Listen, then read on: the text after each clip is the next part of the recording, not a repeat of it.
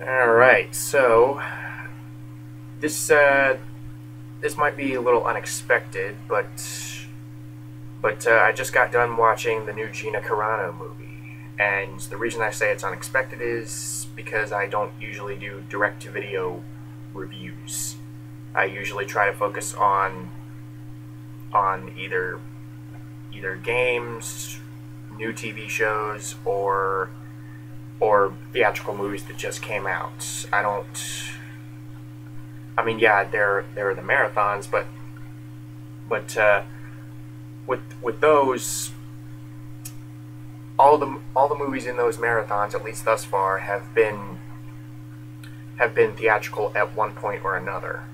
Like Twilight was in theaters, Harry Potter was in theaters, and this technically was, but I'll get to that in a second. The movie is called In the Blood, and I hope that I'm speaking to a minority when it comes to this, but for those of you who don't know who Gina Carano is, she was an MMA fighter who specialized in Muay Thai, and she utilized that technique to win a lot of fights until she got beaten, unfortunately, by Christine Cyborg. So after that, she was approached by Steven Soderbergh, a director of such movies as, I believe, the Ocean movies, like Ocean's 11, Ocean's 12, and more recently for really great movies like Contagion, Side Effects.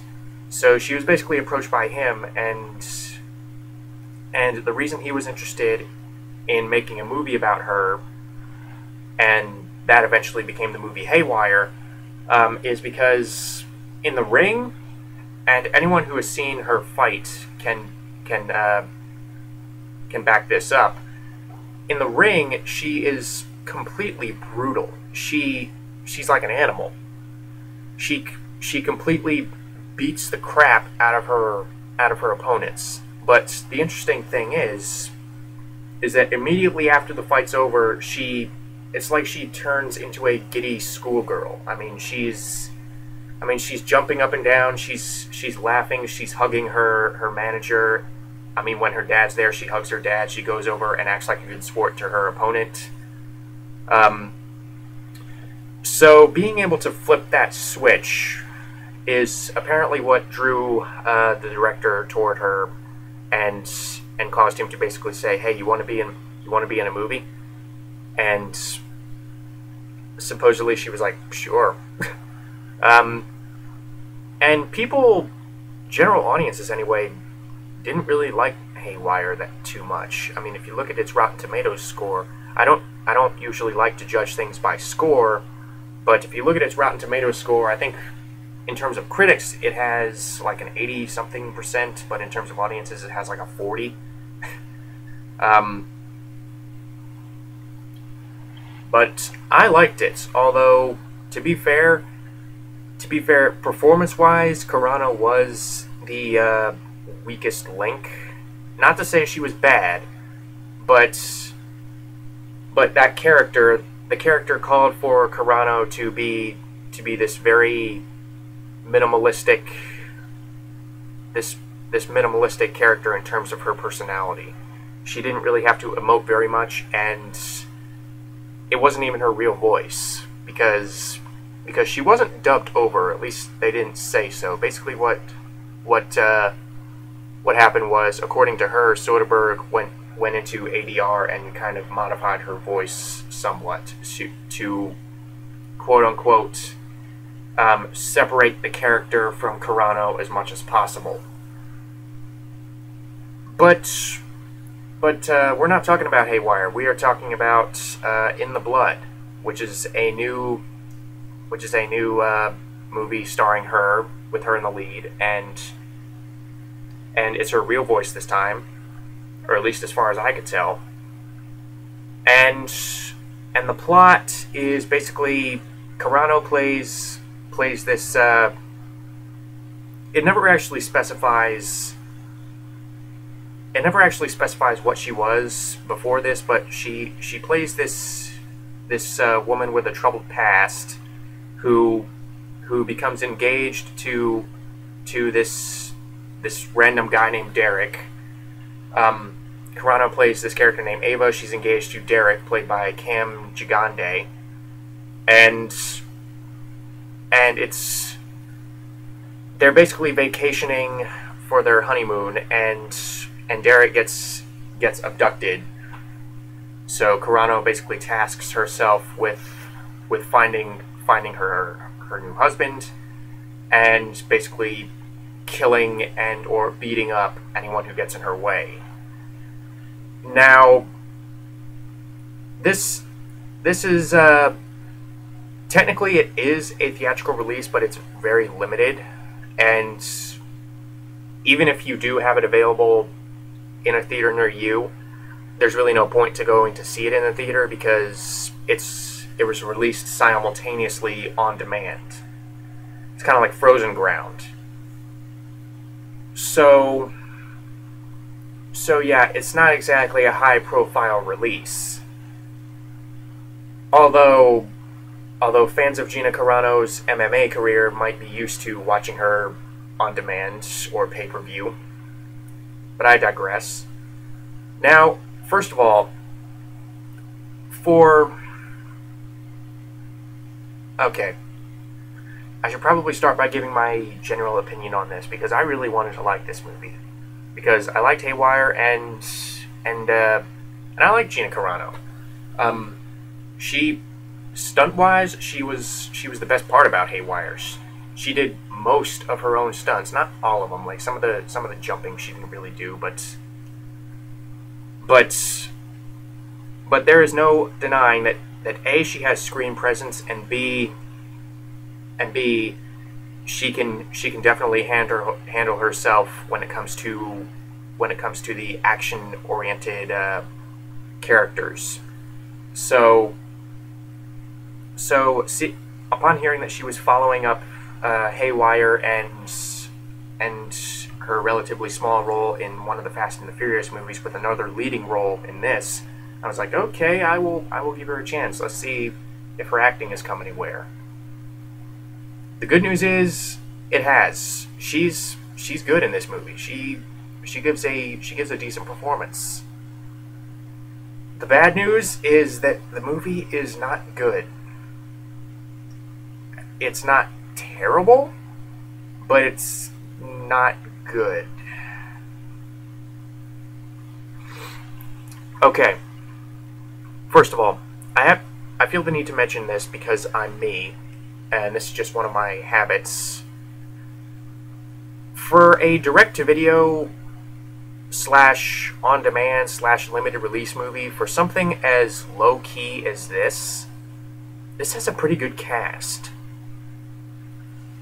Not that Frozen Ground didn't have a good cast, because Frozen Ground had Nicolas Cage, John Cusack, I believe Dean Norris was in there, Vanessa Hudgens was in there, all of whom gave good performances. It's not like they were phoning it in because like, it's not a theatrical release, no one's gonna watch this. But this one has, and it makes it all the more impressive that Carano is at the forefront in terms of performances, because there's not one instance in this movie where the other actors are allowed to overshadow her. But this has Cam Gigande, who, he's a decent actor, or at least that's what I've been able to gather. But basically all I've seen him in is bad vampire movies like Twilight and Priest. But he's in here. Treat Williams plays his dad. Stephen Lang plays Ava's dad, who we only see in flashbacks. Danny Trejo is in here as this, I don't even know what he is. He's kind of like this pimp / mafia boss. It's kind of difficult to ascertain what he is, and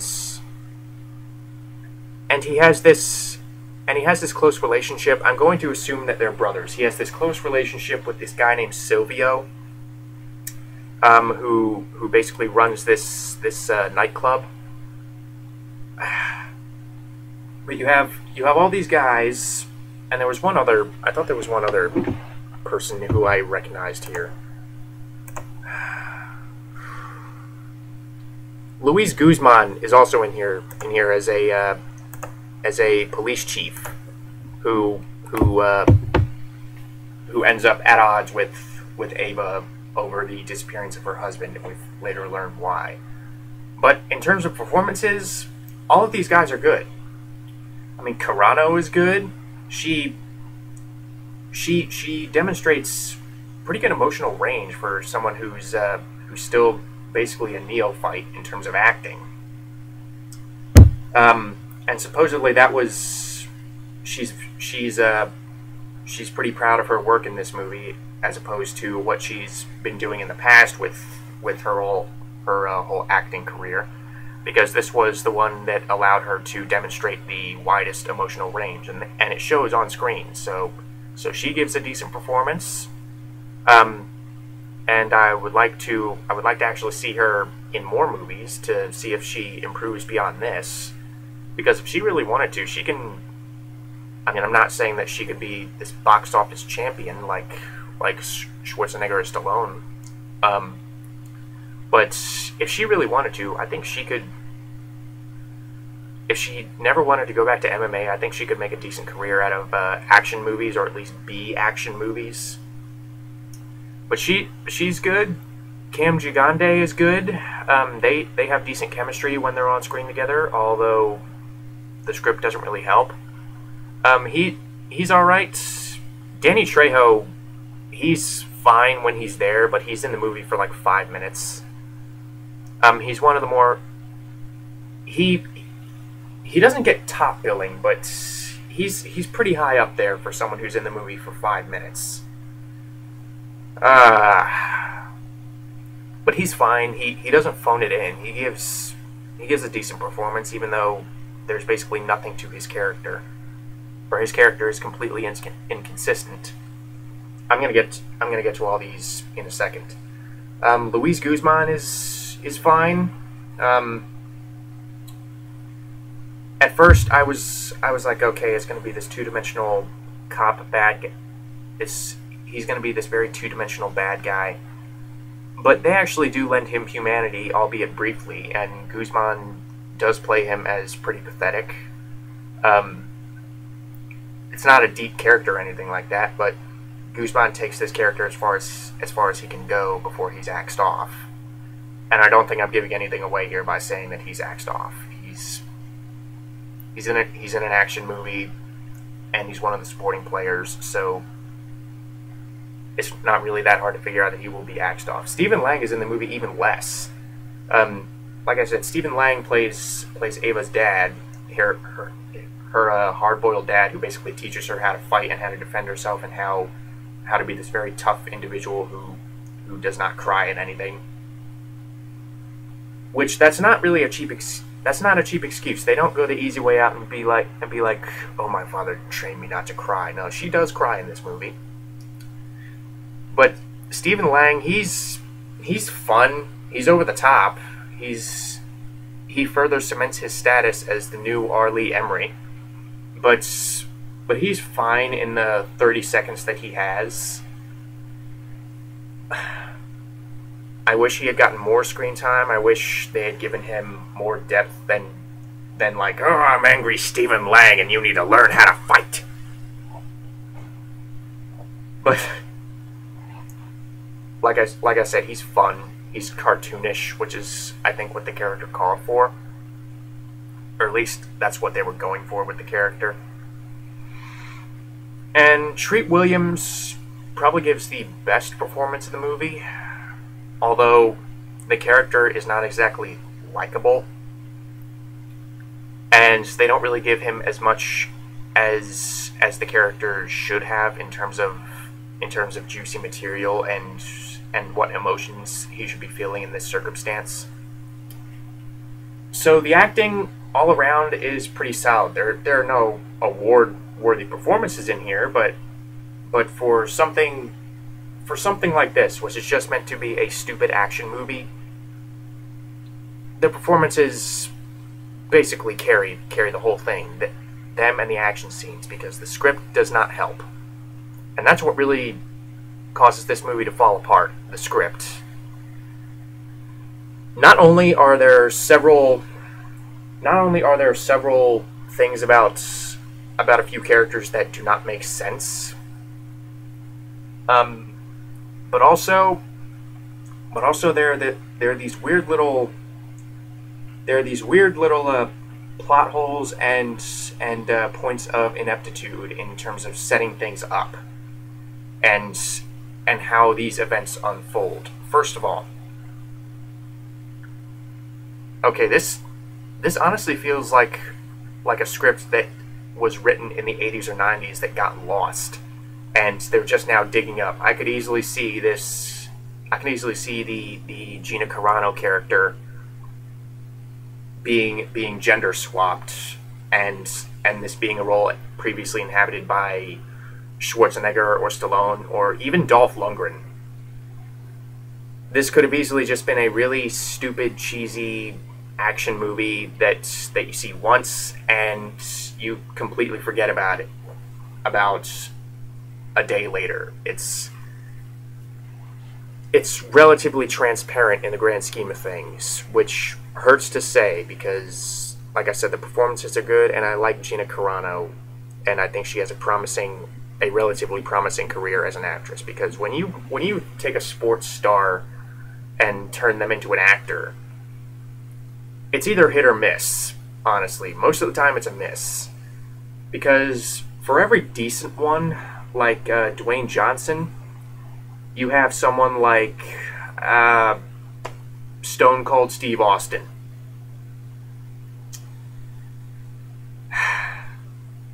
Or even I think Rowdy Roddy Piper did a movie somewhere around there, but sometime recently. But you get my meaning. Wrestlers and other sports stars turning into actors more often than not does not turn out very well. So when I say that Gina Carano is one of the better ones, I realize that's not really saying a lot, but I mean that as a compliment. Carano does have when I say that Carano does have a relatively promising career as a B-movie action star, I genuinely mean that, because she really tries her hardest in this movie, and she does give a decent performance, better than Haywire, because like I said, Haywire, she was kind of weak in terms of performance, in terms of giving a dramatic performance, and for that movie and for that character, you could kind of let that slide, just seeing how the character is written and how the whole scenarios tended to play out. But here, she really needed to have a bit more emotional depth, and she did have that, thankfully. But there are many parts in the script that had me either laughing or going, really? First of all, when I say that this is a script that could have gotten lost in the 80s or 90s, the movie begins with the wedding, with Carano and Gigante getting married and going on their honeymoon, and it's this basically a 20-minute montage, or maybe that's pushing it. Let's go 15-minute montage of them having fun and them kissing and hugging and laughing, and it's very cheesy. It's basically right out of Commando, Schwarzenegger's Commando, where he's kind of having fun in the forest in that rural cabin with his daughter. So it's you get what I mean. It's pretty cheesy, and I actually had to pause it to go, really, we know this guy is is gone. He's going to be gone in a few minutes. So they're really milking this oh, we are perfectly content with life image. Because, you know, whenever they do that, something bad is going to happen, and it does. But here's the thing. How they actually kidnap him is they're going on this zip line, and they're going on the big one. The one that's supposedly a mile long. But the thing is, his strap breaks and he falls what looks like 50 feet, maybe more, into the forest below, and he's rendered, I mean, his leg is just completely shattered, sideways even. So they call an ambulance, and supposedly what happens is that there's an error in communication, because their quote-unquote guide, Manny, called the ambulance, but supposedly someone had already called the ambulance by the time he had. So of course the ambulance that actually shows up ends up abducting him, and we learn why later. But Carano basically hops on this motorcycle, and she follows the ambulance because they won't let her ride with her husband. I mean, she tries, but they won't let her. Already suspicious. Hello? But she rides with him, and really the only reason why she loses the ambulance is because the whole scene is just cut and edited so poorly.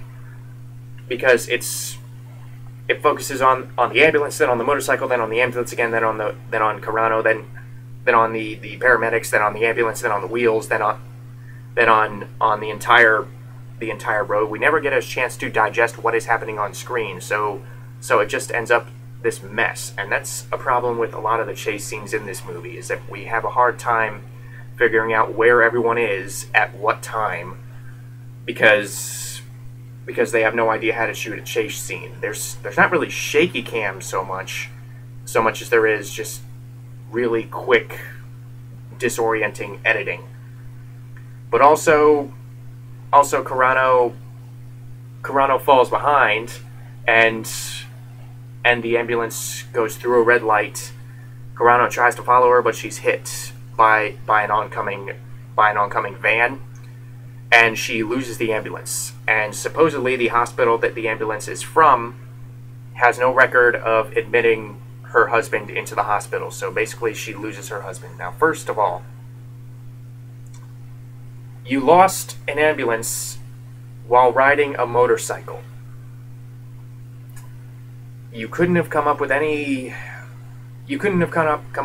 better circumstance than that for his abduction. Because at least with Taken,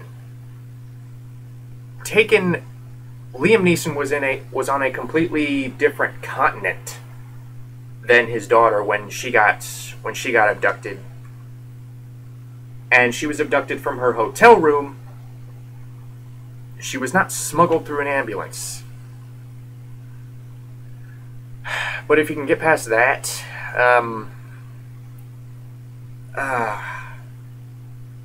okay. There are some other stupid moments in this movie that I'm completely forgetting about, but toward the end of the movie, it's ultimately revealed why her husband was abducted, and it's the Silvio guy, Danny Trejo's brother? I don't know. Like I said, I'm going to assume that he's Danny Trejo's brother, Silvio. So Silvio apparently has this rare form of cancer, and the only way to sustain his life is to undergo stem cell transplants from the bone marrow of someone who is an identical match to him. Okay, but up to this point, okay, the problem with this twist, it's supposed to be a twist, the problem with this is that not only had we not even, up to this point, we had barely gotten to know who Silvio is. Silvio had been in one scene before this. One scene.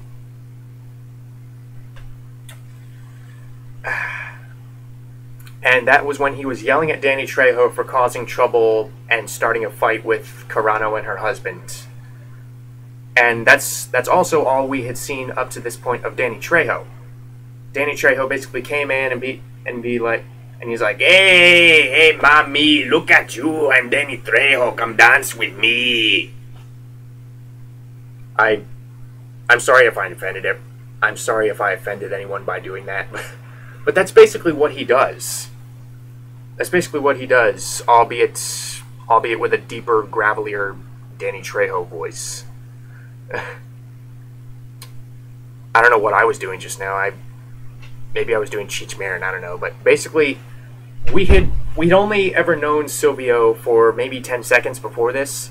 So it would have been nice if in those 10 seconds we could have ascertained that, hey, he has a rare form of cancer. This plot point is never established before this point. It is never established before the point where it's actually revealed where her husband has been, why he was abducted.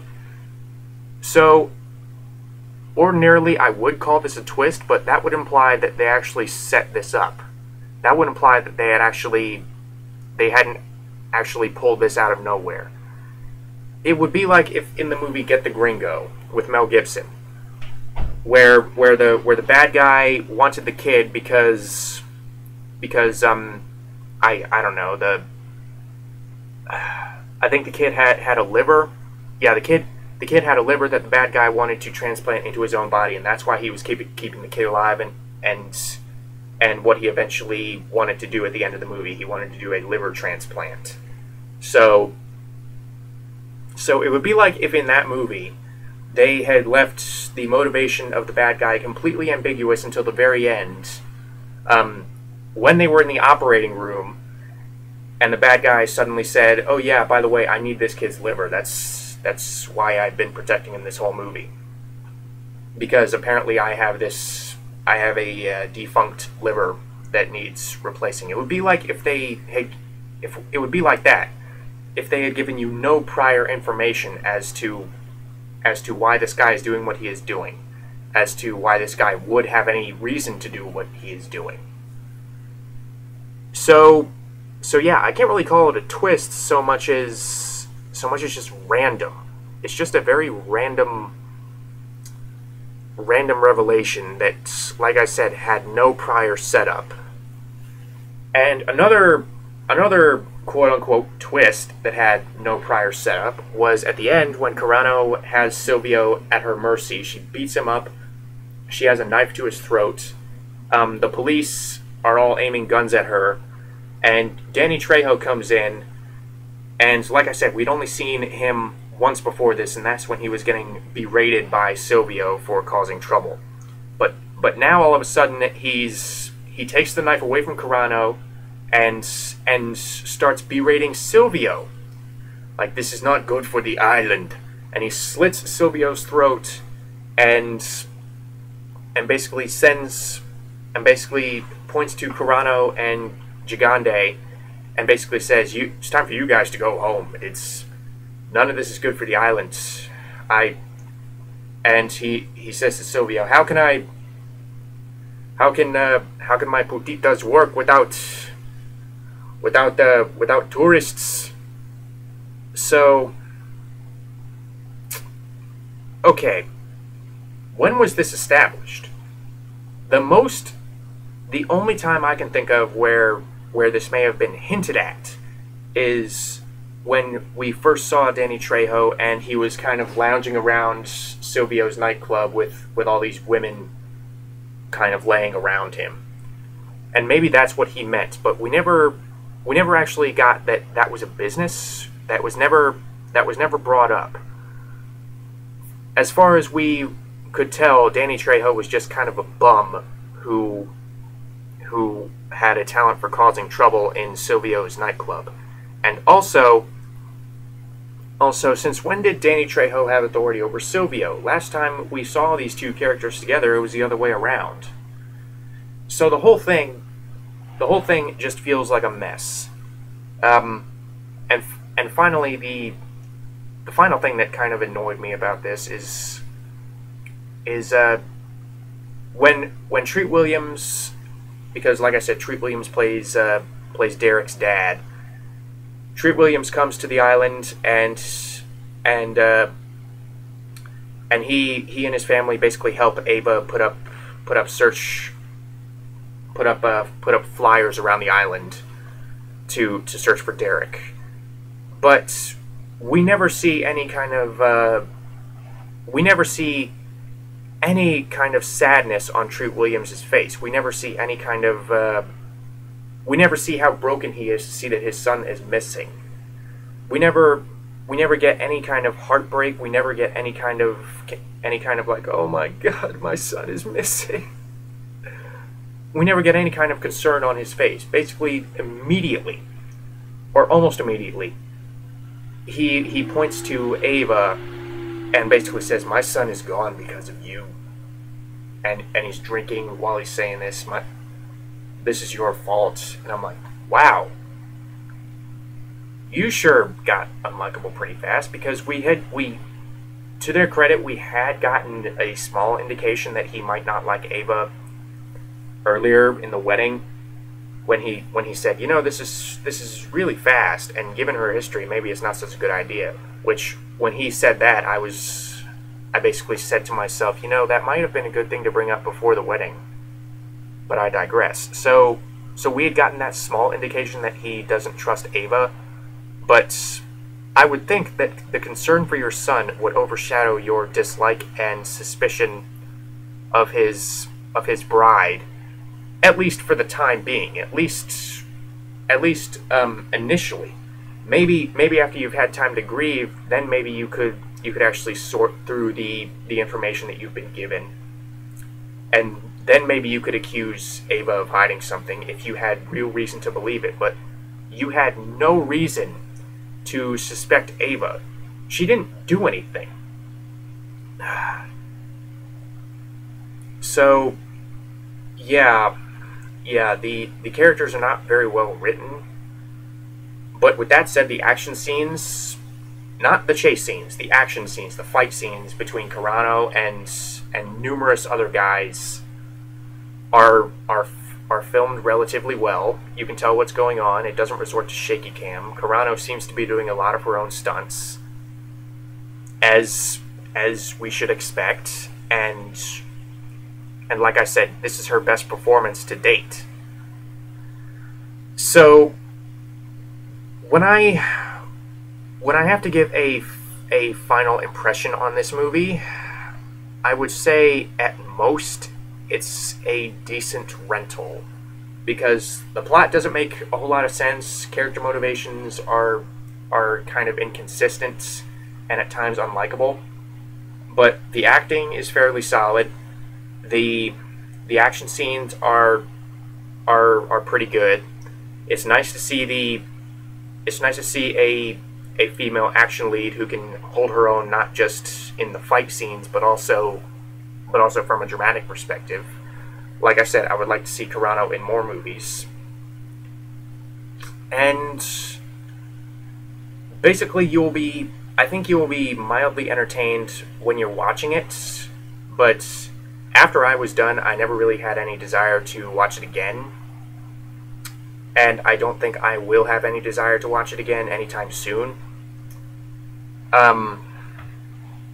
But as an action vehicle for Gina Carano, it serves its purpose some of the time. I just wish they gave her a better script to work with. So that about does it for the movie In the Blood. And yeah, I really feel like watching some MMA fights right now. So yeah, I will end it on that note.